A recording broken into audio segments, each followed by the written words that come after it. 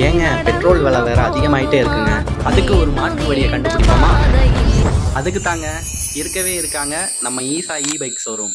இந்த ஷோரூமில் பார்த்தீங்கன்னா full and full E bike தான், அதாவது பேட்டரியில் ஓடக்கூடிய வண்டி தான் இருக்குது. இங்கே இருக்கிறது பூராமே ஆஃபர் ப்ரைஸில் பண்ணி கொடுக்குறாங்க. இந்த வெஹிக்கிளோட ஃபியூச்சர்ஸ்லாம் என்னென்னு கேட்கலாம் வாங்க. தம்பி வணக்கம் தம்பி. நம்ம வண்டியோட ஃபியூச்சர்ஸ்னால் ஒரு வாட்டி சார்ஜ் பண்ணோம்னா 110 கிலோமீட்டர் வரைக்கும் போகும் தம்பி.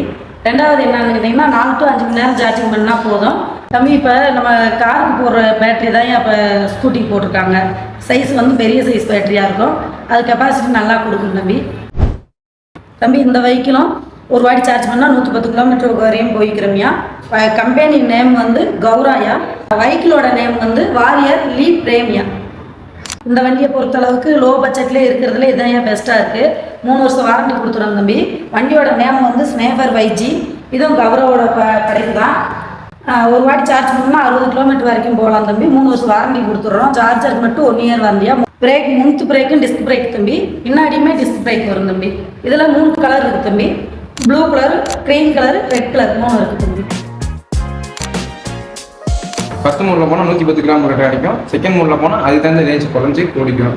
இதில் வேறு ஃபெசிலிட்டி என்னன்னா, நம்ம ஹீல்ஸ் ஏறப்ப பின்னாடி வராமல் பிரேக் மோடு இருக்குது. இப்போ ஸ்னேப்பர் 5Gயில் வந்து ஃப்ரண்ட்டு, அதேமாதிரி இதில் பேக் மோடு வந்து ரிபேட்ஸ் மோடு.